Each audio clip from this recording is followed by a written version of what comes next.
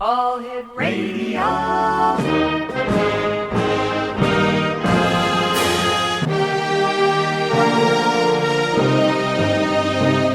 Welcome to the X Zone, a place where fact is fiction and fiction is reality. Now, here's your host, Rob McConnell.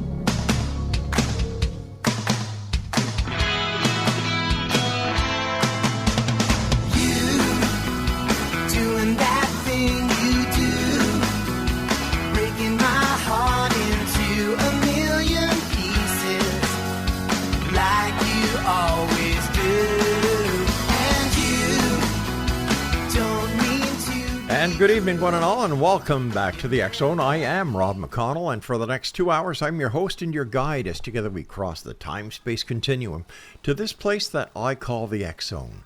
The X Zone, a place where people dare to believe and dare to be heard. And the X Zone comes to you Monday through Friday from 10 p.m. Eastern until midnight, right here on your hometown radio, Classic 1220, and around the world streamed on classic1220.ca. If you'd like to send me an email is very easy, xzone@classic1220.ca. X-Zone Nation, my guest this hour is Cynthia Sue Larson, a young lady that I've had the pleasure of having on the show a number of times, and she is truly one of the favorites of the X-Zone Nation. She is the best-selling author of several books, including Quantum Jumps, Reality Shifts, and High Energy Money. Cynthia has a degree in physics from UC Berkeley, an MBA degree, a doctorate of divinity, and a second degree black belt in Kuk Sool Won. So we better not try anything funny or else she'll beat the snot out of us, X-Zone Nation. Joining me now is the one and only Miss Cynthia Sue Larson. And Cynthia, welcome back to the X-Zone. Oh, thank you, Rob. Love hearing from you. You're always so entertaining and uplifting yourself. Ah, you're a sweetheart. So tell us, what's new with Cynthia Sue Larson? Well, I just participated a few months ago in our first in-person conference on the Mandela effect that we had out in Connecticut. How did it go? That was great. We did have a good turnout. It turned out that more people wanted tickets than we were able to provide, but we could accommodate most people. It's a little tricky when you've been operating online only with Zoom and so forth through, for the past few years, 2020, obviously. So getting back in the swing of things with an in-person event, it just takes time to kind of let people know it's happening, and it's really is going to happen. And so it was fun just to see people in person that I had heard from, but maybe not even met before. And it really is a great community just to get people together who are open-minded, interested in mind-matter interaction, and definitely interested in this Mandela effect. What's it all about? Cynthia, for the listeners who may not have heard the expression Mandela effect before, can you tell them what it is? Yes. In a nutshell, I would say that it's basically a general agreement with a large group of people that there is a difference between what some of the facts would tell you has happened, some sort of event, or some sort of a logo, or a line from a movie, or a position of body parts, all sorts of things, and what people actually remember having been the case. And in the case of the Mandela effect, rather than say it's misremembering, which is what you're going to see if you look it up and you go to Wikipedia, which I don't recommend doing. But if you do, you're going to see probably it says a large group of people who quote unquote misremember. And that's jumping to an assumption right there. I'd rather investigate what's really going on here rather than say it's misremembering, because it's just a mismatched memory. That's one way to look at it. It is mismatched with a large group of people who remember, for example, that Nelson Mandela died when he was still in jail. A lot of people do remember that, thus the name, the Mandela effect. When in actuality, the reality is, and all the history books now and Wikipedia and so forth will show you, Nelson Mandela did not die while he was incarcerated. Instead, of course, he went to become president of South Africa. So this is exactly, in a nutshell, what's going on with the Mandela effect. Now, I have a lot of respect for you, Cynthia, because you have always been upfront with people. You're not one to beat around the bush, and you've got a degree in physics from UC Berkeley. So how do you make sense of the Mandela effect yourself? That's a good question because it has affected me. And when it affects you individually, then you lose a little bit of objectivity. uh, but but funny enough, I'm using that word objectivity. It has a very specific meaning in physics. There's an assumption that we have something called objectivity. That means for you, Rob, and for me, Cynthia, we should be able to agree whether it's raining or not Right. if we're at the same place and same time. Yeah. Simple things like that should be agreed upon. And so to say that what if reality is subjective, this is a physics concept also, and that's exactly what it seems to be showing us, that reality is not objective. It is actually subjective, meaning that we could be standing side by side and witnessing firsthand a sequence of events and be able to tell each other, we'd assume that we're seeing the same thing, but then if we talk about it, it's possible that we could be very surprised to find out we witnessed something completely different. And Same place. That happens very frequently in the paranormal as well as in other aspects of parapsychology. For example, you can have a group of people in a location where half the people report a paranormal experience while standing in the same spot. The other half, well, no, nothing happened. When it comes to UFO descriptions, you get groups of people who see the exact same thing and report it differently. For example, the Phoenix Lights. So this is a reality. It's not something that's out of science fiction.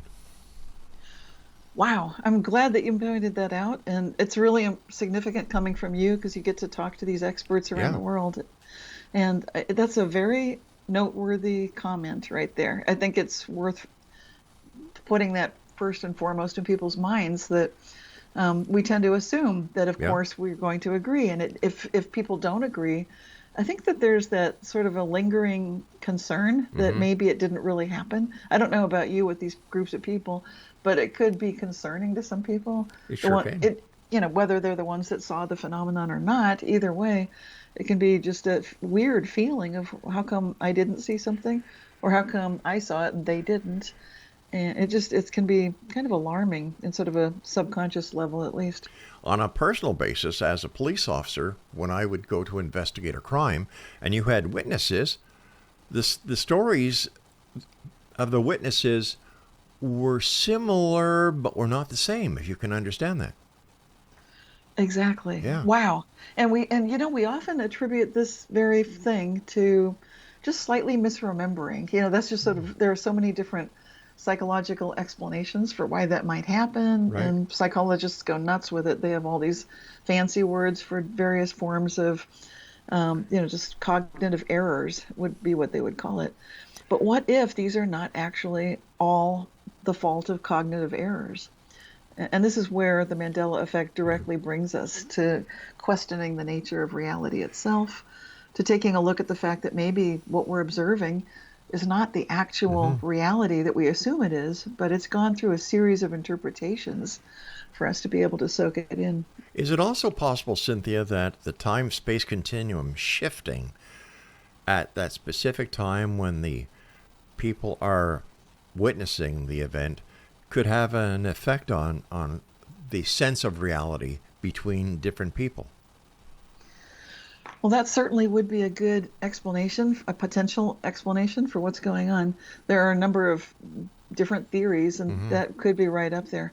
It's right there because whatever it is that caused that shift in the time-space continuum, because that's where people tend to go. They say, well, maybe it was an experiment, with a Large Hadron Collider. Maybe something happened with CERN. Maybe that created a rip in the time-space continuum. Because when you're wondering, what would cause a time-space shift, lots of things could potentially cause that, including prayer, meditation. I know people might think, what do you mean prayer? But if we're saying that if you're bringing coherence to your thoughts and your intentions, and maybe it's a good prayer for a child to recover from a terrible sickness or illness, for example, and a large community gets together and they're praying for the child's recovery, and then there is some kind of a miraculous recovery. Well, I would say that could be considered a shift in the time-space continuum. Any kind of miracle like that would definitely qualify. In your research that you've done over the years pertaining to the Mandela effect, when was the first notice of these differences brought to your attention? Was it prior to CERN or after CERN? Well, it would be, to be honest, I was noticing them all through my life Really? in the 1960s, yeah.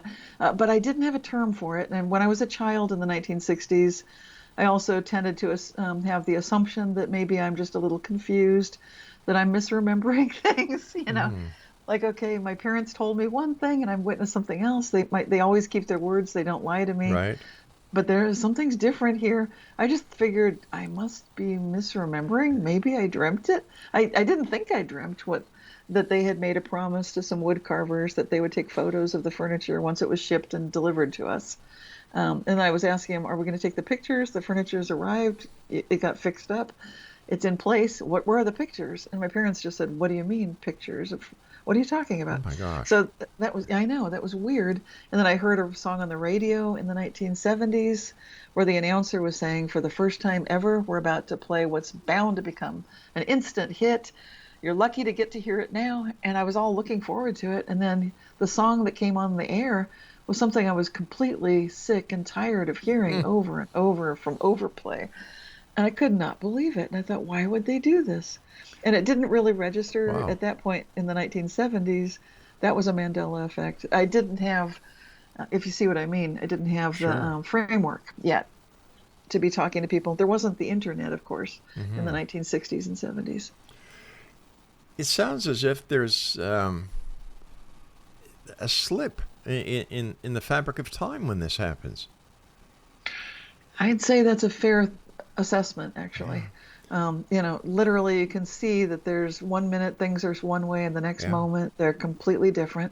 There does, even having said that, often there's a seamlessness, because you might think, well, if that's happening, why aren't people talking about it? Why aren't, because usually for myself and most of the people that tell me about what's going on when these things happen, it seems like maybe it's the way our brains are set up, but we incorporate the sequence of events, whether it's something that radically shifted. A lot of people notice things on the internet. They're doing a search, and then it looks like they're getting one set of search results, and then suddenly it's completely different. They just look away or look back. And bang. Maybe there's, I don't know if this has happened to you. Not really, but you and I have to take our first break. Mind you, I've never noticed it. Maybe I haven't been paying attention, but I certainly will. Cynthia Sue Larson's our very special guest this hour, Exo Nation. Her website is realityshifters.com. And Cynthia and I will be back on the other side of this short break as we continue our conversation and investigation into the Mandela effect. Once again, Cynthia Sue Larson is my guest. Her website is realityshifters.com. I'm Rob McConnell. This is the X Zone, and you're listening to us on your hometown radio, Classic 1220, and streamed around the world on classic1220.ca.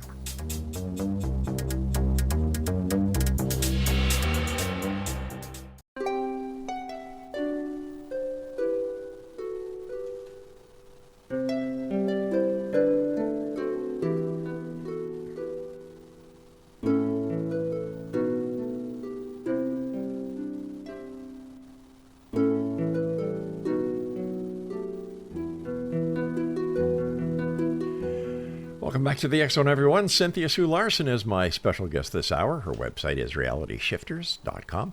And you're listening to us on your hometown radio, Classic 1220, and streamed around the world on classic1220.ca. Cynthia, are there any statistics, or is there any common thread with the people who notice the Mandela effect? Yes, actually, that's a great question.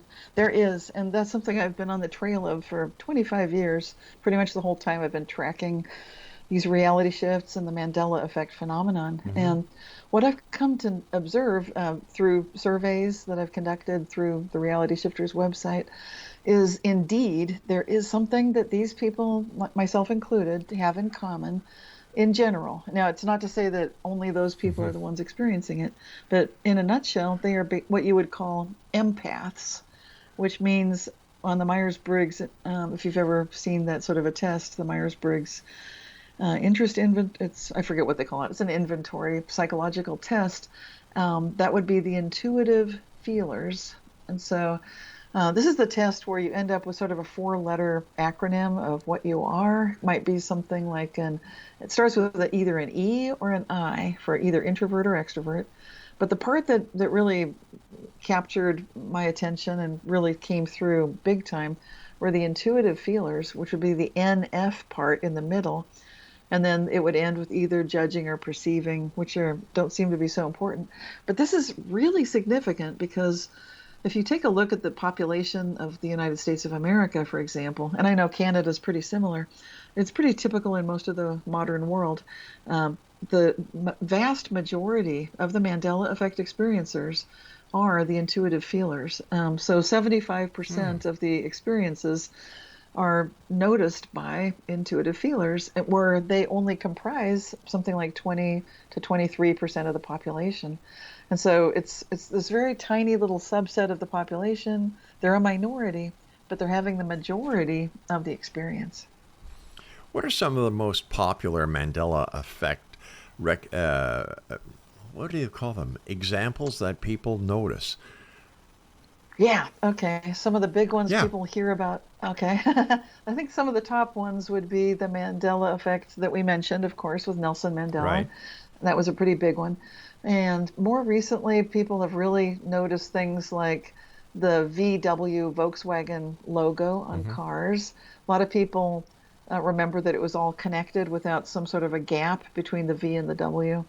Another one is Bernstein Bears so it's Bernstein or Bernstein, and it's very discombobulating for people who read those books to their children, or maybe they've remember them from their own childhood, and it's kind of disconcerting to see that there's been some sort of a shift or a change, and suddenly now it's these Bernstein Bears, when they remember that you'd pronounce it Bernstein, which was EIN previously. That's how people remember it. Big changes in the body involve the heart moving to the center of the chest, kidneys moving upward, under into the protected area under the rib cage.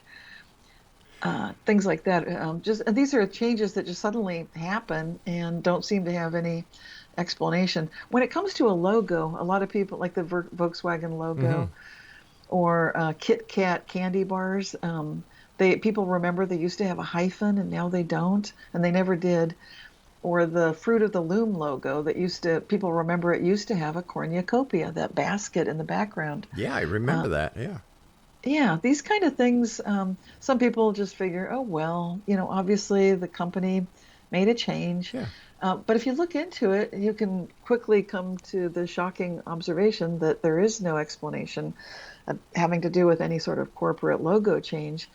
And in fact, the Fruit of the Loom company in particular has had a lot of fun with this because I made some post. I did a survey on Twitter a while back and YouTube, and Fruit of the Loom themselves commented on it when I was just asking people if they remembered the cornucopia. And, I'm laughing because they said something about how they can't confirm nor deny. I mean, they were just poking fun at the whole thing. And what a great way to generate additional free advertising for a brand. Yeah. So that was a good use of that. But lots of brands have been impacted. A lot of people remember Stouffer's stovetop stuffing. Yes, yeah. Okay, you remember that. Yeah. Well, I remember the ads for it, like on TV and around the holiday time for, Christmas and so forth. There'd be ads for Stouffer's stovetop stuffing. But now it's never been Stouffer's. It's only ever been Kraft, which just sounds wrong, and it doesn't match what we remember. And then lots of TV shows had dialogue through the years. I remember I Love Lucy, and she'd say, there'd be this line, you've got some splaining to do. Right, yeah. Ricky, yeah. And apparently that line was never said in the whole time that show was on the air. Is there any connection between the Mandela effect and the pareidolia effect? Okay, maybe can you run me by what that is? Or That is when there is something that is missing, the mind will put something in there to fill the blank spot. All right. Yeah, that could be. I mean, when people want to know what's going on with Yeah. this, that could be. I mean, that would be in the running as a possible explanation. I don't like to shoot these possible explanations and theories down because Right. I would much rather explore them and let's see, like, where does it go? So it could explain quite a few things, but then you'd want to know, does it explain all of them? That's right. We Yeah. want to, like, we want to fill in the gap on the Kit Kat, that's for sure. If not, just to eat the chocolate bar. Right. And it's kind of like, I don't know, it just looks like Coca-Cola has a little hyphen, although that one apparently has changed. The Ford logo has gotten a little pigtail to it. Some of these changes, it's like they're kind of vaguely disturbing. So it's not so much that they're filling something in, as that now they're annoying us in a very unique way. How So does, I'm it's a sorry, good start. Yeah. Oh, go ahead. how does this affect the people who notice these changes or these inconsistencies?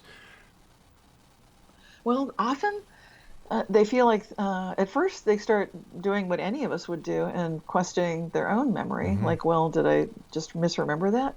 And so then they'll check to see if maybe they have something that would anchor that memory to make it more obviously that they're remembering correctly. And, such as me being sick of a song on the radio before it shows up, lots of people have had that experience or something similar. And they'll have an anchor memory that they watched a TV episode before it ever aired on TV because they know they saw it then because of things that were happening in their life at that time. So an anchor memory can be it's kind of an interesting effect because suddenly now Hmm. it's kind of good news, bad news. Now, the good news is maybe they're not going crazy, but the bad news is, can they talk about this with anyone else? And this is where it's important to have conferences like we do for the Mandela effect, and get people together either on the internet to watch the videos that we put out every month, and once a year we try to get together in person, or at least know that you're not going crazy. You're not alone, Yeah. because I think it can be disturbing for people.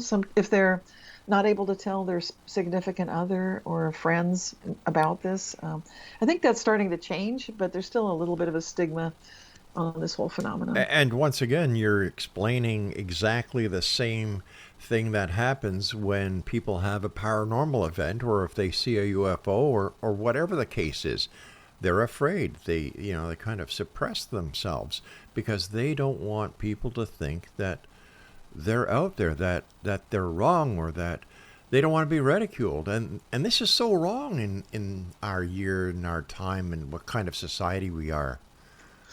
Right, and I'm glad you point that out because I'm actually hoping, and I've seen this similarity with the Hmm. UFO community, the Yeah. paranormal. I'm hoping that we've learned from, bringing these topics into the open that there's this much more. I think there's much more acceptance, at least in the sense that we have congressional hearings now Yeah. about disclosure and so forth. So I'd hope that we've come up a learning curve here. I would hope that people don't need to feel so like social pariahs just to talk about these things that Hmm. might seem a little bit outside the normal.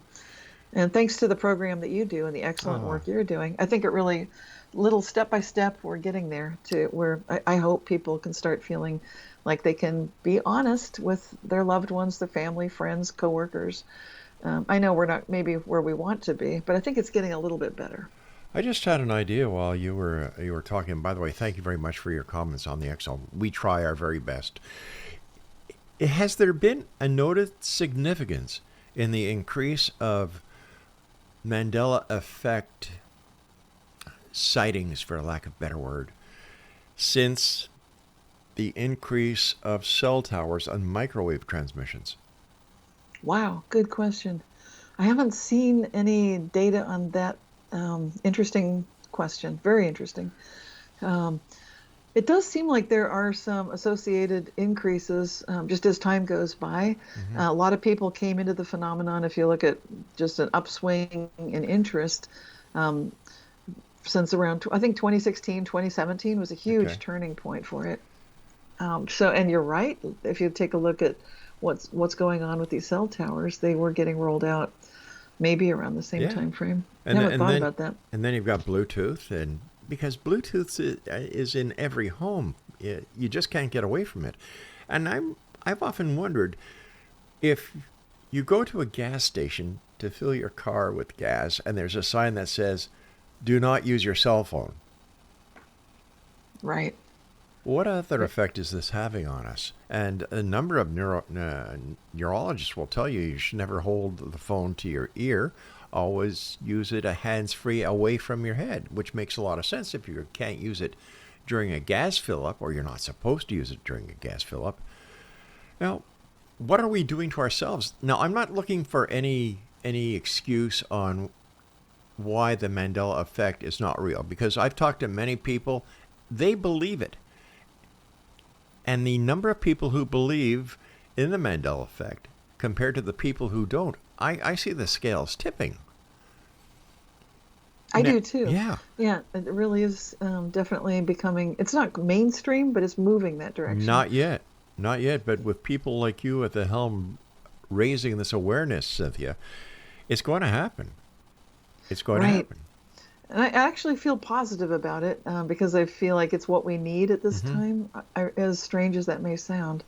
But going back to what you said about the gas stations, I've often thought that was odd, don't use your cell phone. But it makes sense when you think that if there's a strong electromagnetic field around such a device when it's operating, that may have some effect, some combustible effect, maybe on gas vapor that is escaping, not supposed to be, but maybe it is. And you're right. What are these EMF fields doing to our bodies and to our energy fields? And going back to that whole time-space continuum disruption point, who's to say that might not be? I mean, who knows what's going on? I don't think these matters were studied when cell phones were rolled out. I'm sure they weren't. I agree with you, Cynthia. You and I have to take our break at the bottom of the hour, so please stand by.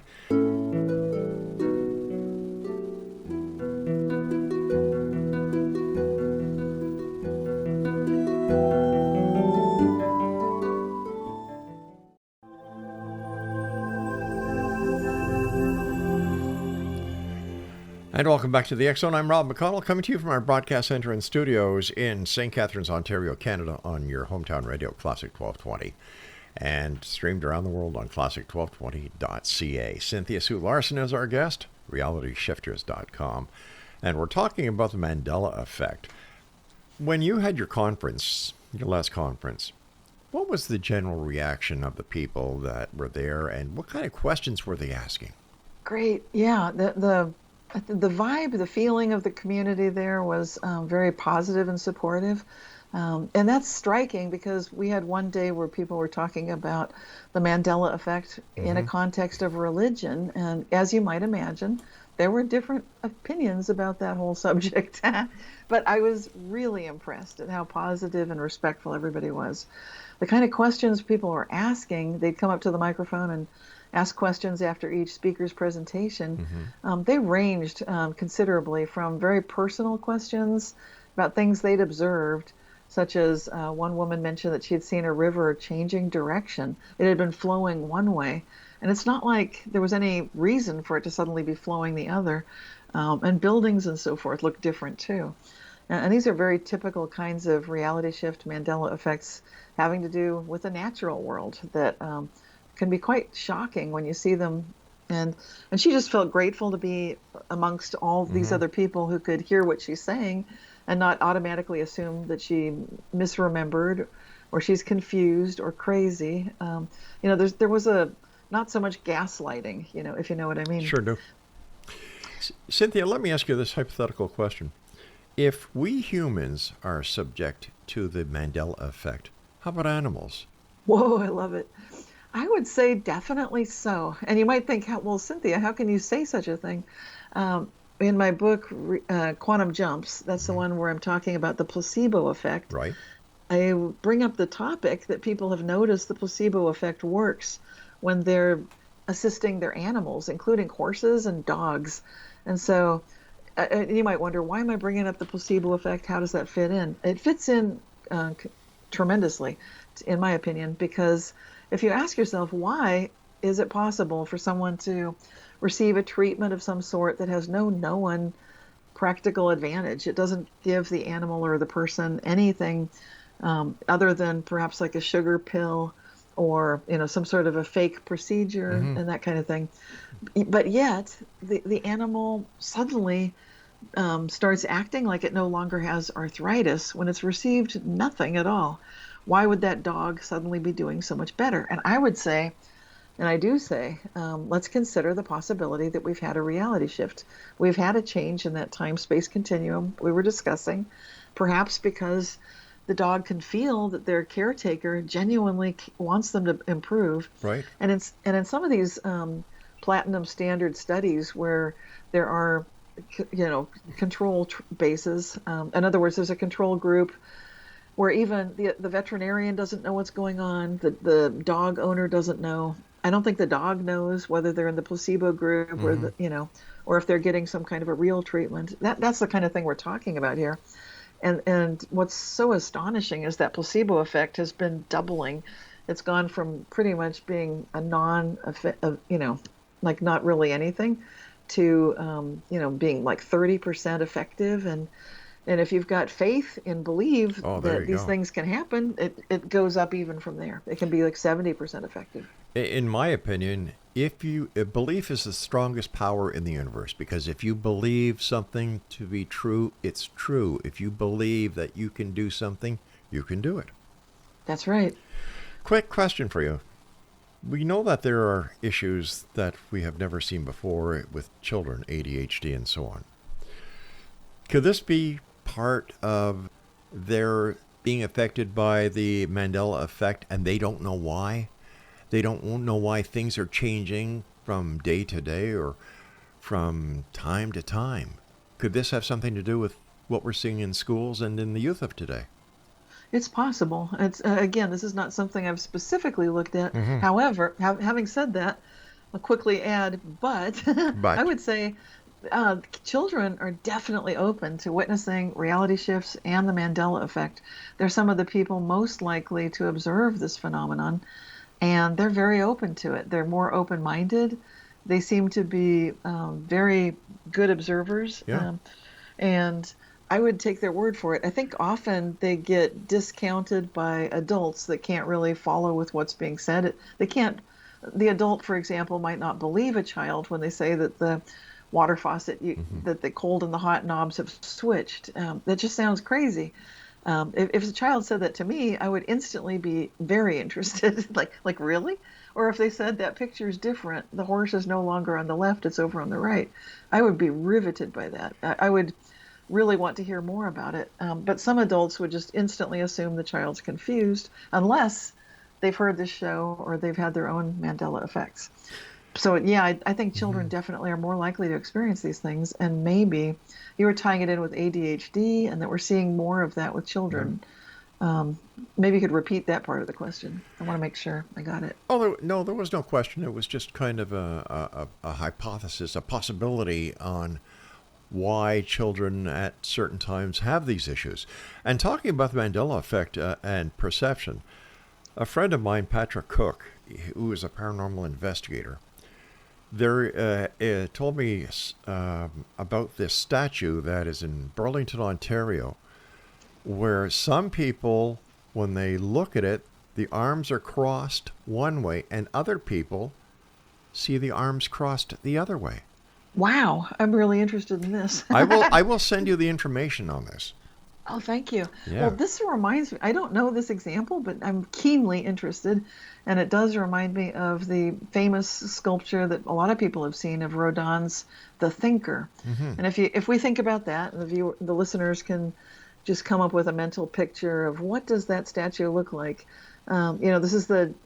It's usually a metallic kind of a sculpture, often placed, I think there are many of these examples. It could be placed indoors or outdoors, but museums often have them. We've got an example of it in San Francisco in California, near where I live.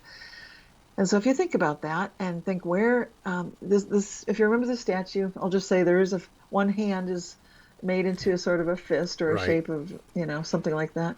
Do you remember where on the sculpture's head the fist is touching? What do you recall? I recall the chin. Yeah. Okay, well, that's kind of close. This is an interesting example because if you think clearly about what you really remember, and then take a look at a current image of what it looks like now. This one, some people have seen it change in the sense that they might remember as artists. I know Shane Robinson, who remembers that he had a sculpture of it. He used to draw it and sketch it as a child with the fist up by the top of the head. But then it's at the chin. There was a phase where it was there. Now it looks like it's kind like the character is chewing on his knuckles, like it's up toward the mouth, and I know. And this is a very odd one because there have actually been photographs of like a group of school children visiting the statue and apparently mimicking it in the foreground, but they all have their hands up toward their foreheads. And right behind them, the statue is doing something completely different. And this is the kind of thing that just makes you go, wow, what's going on? You were talking earlier about physiological changes in people, where the heart seems to be closer to the middle or the kidneys are higher. How do you explain that? How does anybody in the medical profession explain that? I don't know that they do yet. I think that this will, because it's not yet an accepted premise or topic in most scientific circles. Having said that, I love to always look for where do we see it. And I would say we're looking for it in people who are noticing something called punctuated equilibrium having to do with evolution. And I know some people don't like the idea of human evolution or animal evolution, but it's really interesting to see that there are these huge evolutionary jumps. And you can even look at bacteria in a petri dish and see that they can instantly evolve to suddenly be able to thrive in an environment with a food that's not food for them. In one generation, they can suddenly be able to digest lactose, for example, where they'd been lactose intolerant microbes just before. And so punctuated equilibrium, tongue twister, that idea can show us that we can see physiological changes instantly. Now the kind of instantly that I'm talking about is instantly across 8 billion people on the planet. And typically, I don't think that's even been considered by evolutionary biologists. This is still a pretty novel concept. What about the possibility that some physicists and those who are learning to use the field of quantum physics and quantum theory to explain what we can't explain on this planet, holographic existence, the matrix, and if that is in fact any part of this reality, boy, does the Mandela effect ever fit in there? Yes, this is getting into that simulation theory. And so many scientists now are really jumping onto that bandwagon. It's definitely gaining a lot of traction. So it's increasingly looking like in the old days they'd say we're living inside of a dream. Yeah. The newfangled word for it is a simulation. These are strange times, strange effects. Something else they're dealing with is the multiple dimensional theory, where we could shift from one dimension to another without even realizing it, then slip back. Yeah, this gets back into that time-space disruption you were mentioning earlier. And that's probably one of the easiest, well, I wouldn't call it easy, but one of the simplest ways to contemplate what's happening here. That's exactly it. Just to recognize that if we are multidimensional beings and we think that we exist in 3 dimensions of space and 1 dimension at a time, but what if we actually have a potential greater than that? And that is exactly what, to me, the Mandela effect is showing us, and probably a lot of this other paranormal phenomena as well. Yeah, I don't know that we've done any studies at all in that area, but I'd love to hear more. So far, I haven't really heard of too many people bringing that connection up or talking about it. I believe that anything should be put on the table. In fact, I've always believed that no matter what the problem is, Cynthia, we all have a piece of the jigsaw puzzle in our pockets. And all we need to do is get around that big table, put our piece of that puzzle on the table with everybody else's, and together work out that puzzle. And I think the same applies to every problem that we see in society, as well as the problems and the mysteries that lie ahead in the world of the paranormal and parapsychology. You and I have to take our final break. Please stand by. And Exonation, Cynthia Sue Larson is my special guest. Her website is realityshifters.com. And we'll be back as we wrap up this hour here in the X Zone on the other side of this break. After all, this is a place where people dare to believe and dare to be heard, Monday through Friday from 10 p.m. Eastern until midnight on your hometown radio, Classic 1220, and streamed around the world on classic1220.ca. I'm Rob McConnell, and if you'd like to send me an email, tell me about your ideas about the Mandela effect, or if you have had an experience within the Mandela effect, her research that she's been doing for so long into the Mandela effect. My email address is xzone@classic1220.ca. We'll be back on the other side of this very short break. Don't go away.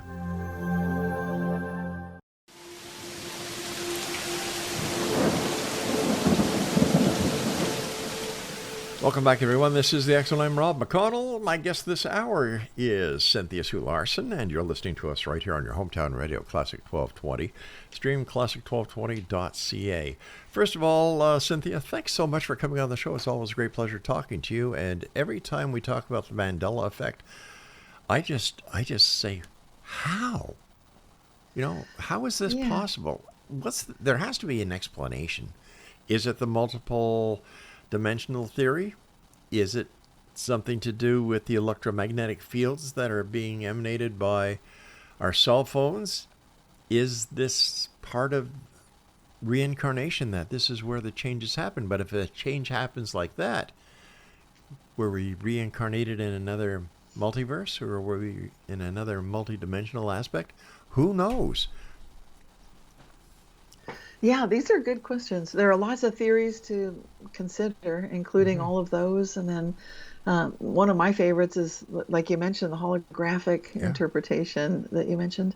The author, Philip K. Dick, was a big believer, actually, in what we now call the Mandela effect, although he never used that term. And he was just, of course, we know him from movies like Blade Runner and, the TV show The Man in the High Castle. But basically, he was experiencing this kind of thing, and I think he was noticing that it looks. He gave a talk, I think, in Metz, France, and the title was "If you think this world is bad, you should see some of the others."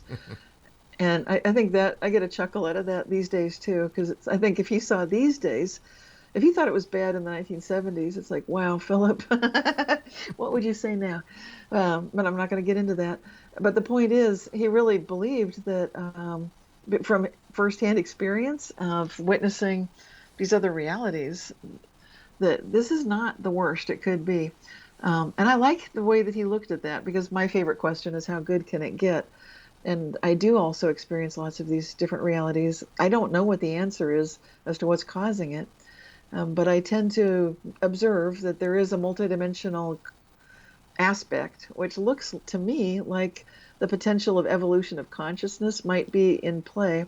And when I look at all of this wide variety of different things that could be happening, everything from simulation theory to scientists going berserk at CERN. I don't particularly prescribe to that one, but some people really think they've messed things up. They've ripped a hole in space-time, so forth. But anyway, whatever theory we're going with, to me, I look like at the basis of that theory, what's really causing this? And I would say usually if you go down far enough to every single one of these theories, it's consciousness. And so to me, that looks like the fundamental causal attribute is our own causal agency, and the whole idea of who are we. And when we look at the dimensionality of each of us, it's just as simple as looking at, for example, having an idea in your head versus having a love in your heart, or having a need in your gut. If you line those three things up, then you're living a happy life, most likely. But if you start thinking, what's above that? Is there a spiritual quality? Is there some part of me that kind of knows what's going on? Maybe that has had these other lives that you're talking about, that is a time traveler, that can have that interdimensional effect on reality. Well, these are the kind of questions I love to explore. So I don't have an answer, just have a lot of questions. Am I correct in believing that everything that exists vibrates?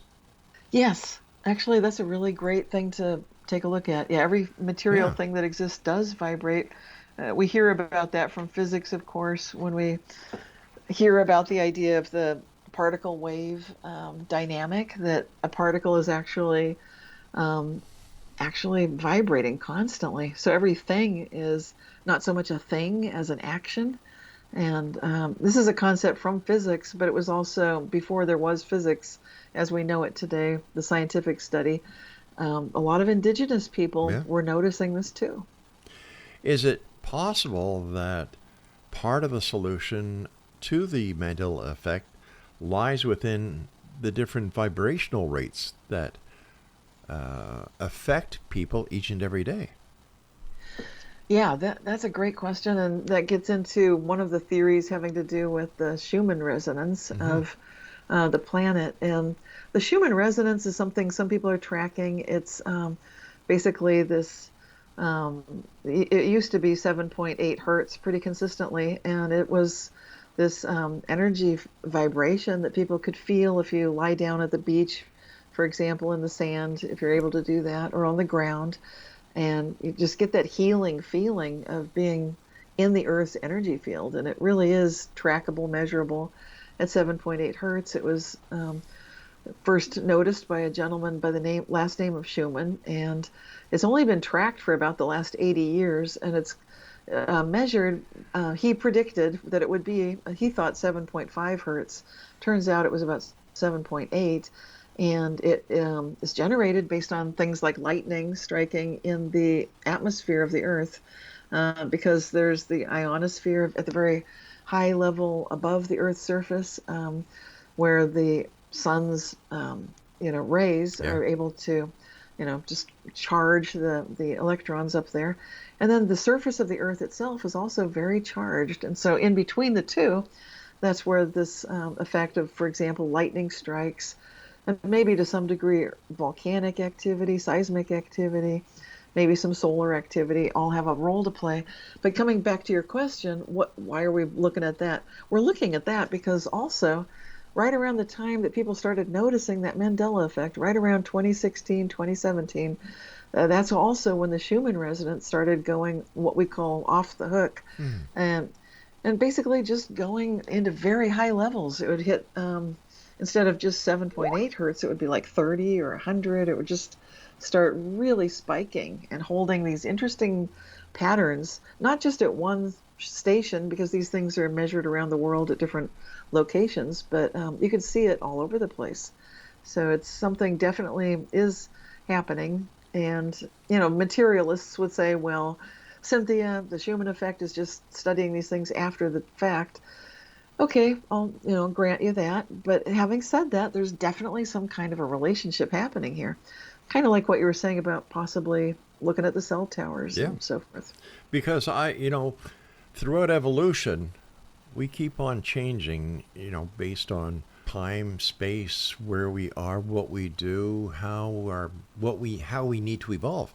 And I don't think that evolution foresaw the creation of cell towers and microwaves and other things that could interfere with our natural electromagnetic field. So I don't know. Anything's possible. That's for sure.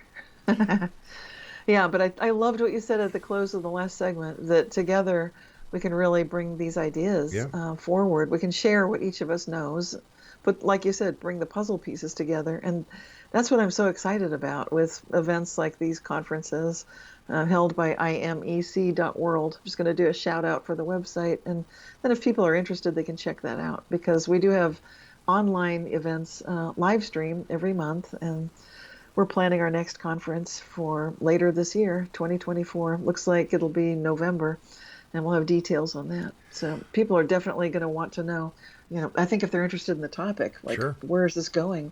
What are we learning? And what are the new theories coming forward?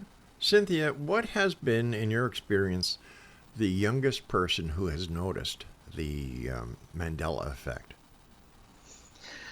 Well, like I said, children definitely notice it.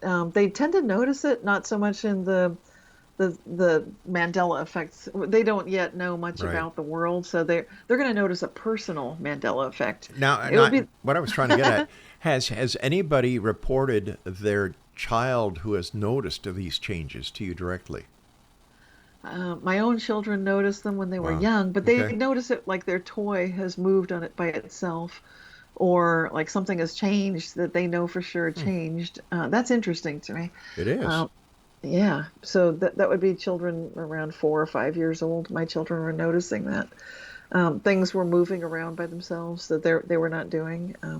So they like they're missing something, and like they lost their tooth at school, and then you want to leave it for the tooth fairy, right? But then I tuck them in and say, don't worry about it. They're crying, and I'm just saying, don't worry, tooth fairy knows everything, it'll be fine.